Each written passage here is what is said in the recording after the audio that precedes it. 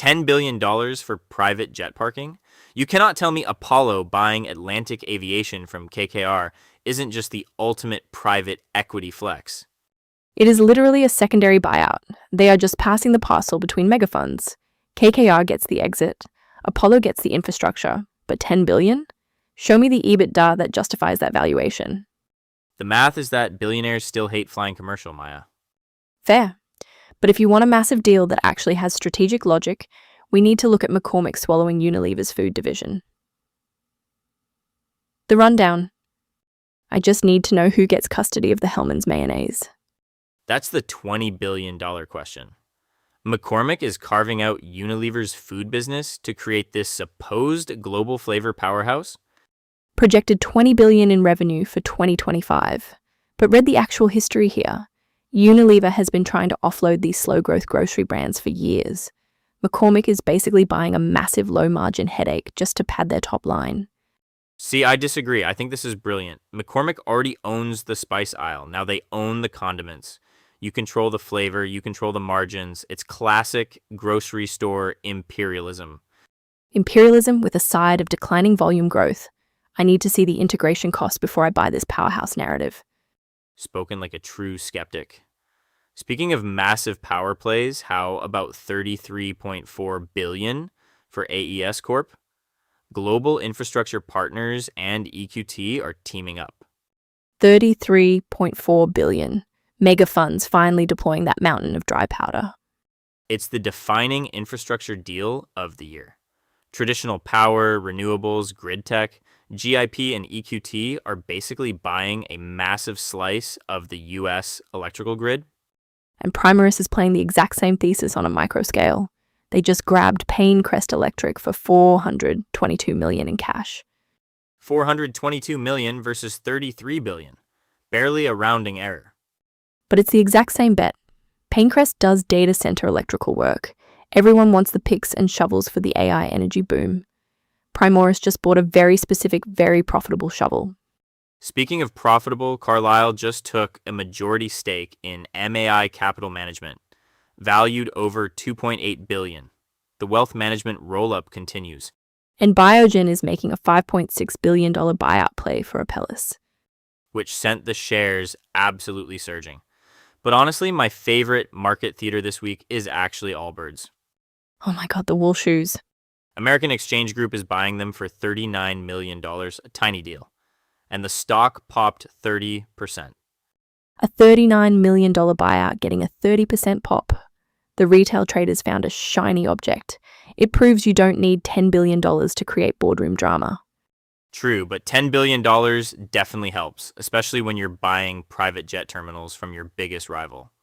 Are we finally talking about the Atlantic Aviation deal? We are. Apollo and KKR are haggling over the last few commas right now. The big one. $10 billion for parking spaces. High-end parking spaces with catering. It's a giant concrete slab where billionaires leave their Gulf Streams, Nate. And Apollo is reportedly handing KKR $10 billion for it. You're vastly oversimplifying Atlantic Aviation. It's a pure infrastructure play. They control the terminal, the fueling, the hangars at over 100 airports. That's a massive moat. You can't just build another private jet terminal at Teterboro because you feel like it. Sure, the moat is real. But a $10 billion secondary buyout right now? This is just private equity passing the parcel. KKR bought Atlantic, 3 years ago? Now they're flipping it to Apollo. I want to see the multiple on this because it smells like someone desperately needs a realization event to raise their next fund. Oh, come on. Apollo doesn't overpay just to do KKR a solid. They see the continued appetite for high-end aviation infrastructure. Commercial travel is still a miserable experience. The ultra-wealthy aren't going back to flying commercial first class. Once you fly private, you never go back. I'll have to take your word for that. I'm not saying the business is bad. I'm saying $10 billion is a lot of dry powder for a business inherently tied to corporate travel budgets and luxury spending. Plus, the gossip is they're still haggling over that exact number in the boardroom. It isn't inked yet. True, I'd love to be a fly on the wall for that negotiation. Just two titans of Wall Street arguing over the margin on jet fuel. Speaking of massive price tags and shifting portfolios, McCormick is carving out Unilever's foods business. The global flavor powerhouse is born. Projected 2025 revenues of $20 billion.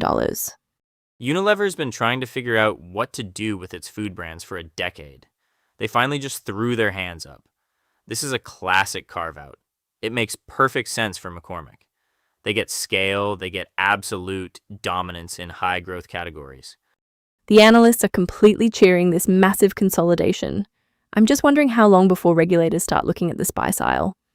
The spice monopoly. Exactly. If I have to pay $14 for garlic powder next year, I'm blaming this deal.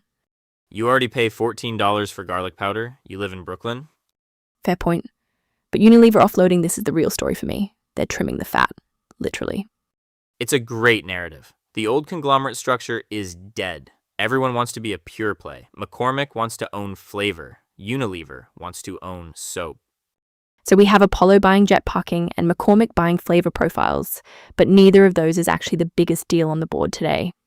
Not even close. We need to talk about the $33.4 billion elephant in the energy sector. Global Infrastructure Partners and EQT are teaming up to swallow AES Corp whole. I have the regulatory filings pulled up, and we need to look at exactly how they plan to deploy that much dry powder. Voices. So the analysts are falling all over themselves on this AES Corp deal. I read one note calling the $33.4 billion tag a, quote, defining moment for infrastructure megafunds deploying their massive dry powder. Oh, come on. Defining moment? It's just GIP and EQT realizing they raised way too much money and have a ticking clock to spend it. Spoken like a true skeptic. But you can't deny the scale here. $33 billion isn't just clearing out the couch cushions. They're buying a massive slice of the energy grid. I'm not denying the scale. I'm denying the narrative. They're paying a premium because they have to, not because it's some strategic masterstroke. I want to see the actual regulatory filings on this before I crown them infrastructure kings. Fair. We should actually see those AES filings drop tomorrow. So keep your reading glasses handy. But speaking of crowning kings, how about the analysts calling the McCormick and Unilever food carve out a massive consolidation in the flavor sector? A flavor powerhouse. Their words, not mine. I love it. It sounds like a superhero team for your pantry. But strategically, McCormick grabbing Unilever's food business to hit $20 billion in projected revenue by 2025? That's a brilliant play for high growth categories. See, I disagree. Carve-outs are notoriously messy. Unilever is shedding this for a reason. You don't just mash mayonnaise and paprika together and magically get $20 billion. The integration costs alone are going to be buried so deep in the footnotes. You always ruin the fun with integration costs. I'm telling you, the market loves a giant food monopoly. But if you want messy, we need to talk about what's happening over at the Atlantic Aviation boardroom. Are Apollo and KKR still haggling over that $10 billion valuation? Reportedly close, which is banker speak for someone is throwing a tantrum over 0.5%. Let's get into the drama. Spill the tea. I cannot believe we are talking about wool sneakers in the year of our Lord 2024. Hey, a 30% stock pop is a 30% stock pop. American Exchange Group is buying Allbirds for $39 million. $39 million. Nate, that is a rounding error.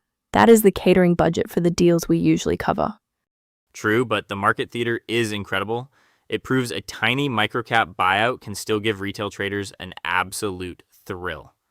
Speaking of theater, we need to talk about the ego clash happening between Apollo and KKR over Atlantic Aviation. Ah, yes, the private jet parking lots, $10 billion.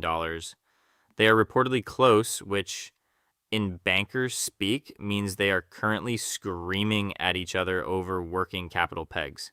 Or arguing over who keeps the VIP lounge access. But $10 billion? KKR bought it a few years ago for way less. Apollo's out of their minds paying that multiple. I completely disagree. You are missing the macro play. High-end aviation infrastructure is basically an unassailable monopoly. You cannot just build a new private jet terminal at Teterboro. Apollo knows exactly what they are doing. I read the footnotes on their fuel volume projections. The math requires a reality where every mid-level executive in America suddenly starts flying private. Not mid-level executives, private equity partners, the exact guys doing the deal. It is the ultimate circular economy. That is actually smart. I still hate the valuation though. It feels like they have way too much dry powder and just need to park it somewhere shiny. Shiny and cash generative, I will take that bet all day. We will see if the ink actually dries. But if you want to see real paper dropping, we have some filings to watch tomorrow. You mean the Worthington Steel and Klockner situation? Exactly. The extended acceptance period runs right through April 14th. Plus, we should finally see definitive agreements on that $33.4 billion AES Corp buyout. Oh man, I cannot wait to see the exact fees my former colleagues pulled on that AES deal. Tomorrow's radar. I'm refreshing Edgar every 5 minutes waiting for the AES Corp filings to drop. You need a hobby? But yes, $33.4 billion from GIP and EQT is a massive flex of infrastructure dry powder. Exactly, it's a defining moment for energy megafunds. They're finally writing the checks they promised. Let me stop you right there. Defining moment? It's just two massive funds teaming up because neither wanted to swallow a $33 billion pill alone. Oh, come on, it's strategic risk sharing. It's a giant hedge. The actual deadline I'm watching tomorrow is Worthington Steel and Klockner. They already passed the minimum acceptance threshold. Right, but the extended acceptance period runs through April 14th. I want to see how many holdouts actually cave. Which means we get another week of agonizing over a fractional tender count. Agonizing? It's the best part. I love a dragged out tender offer. You're a deeply sick person, Maya. I prefer the term thorough. We'll see exactly whose filings drop first by morning.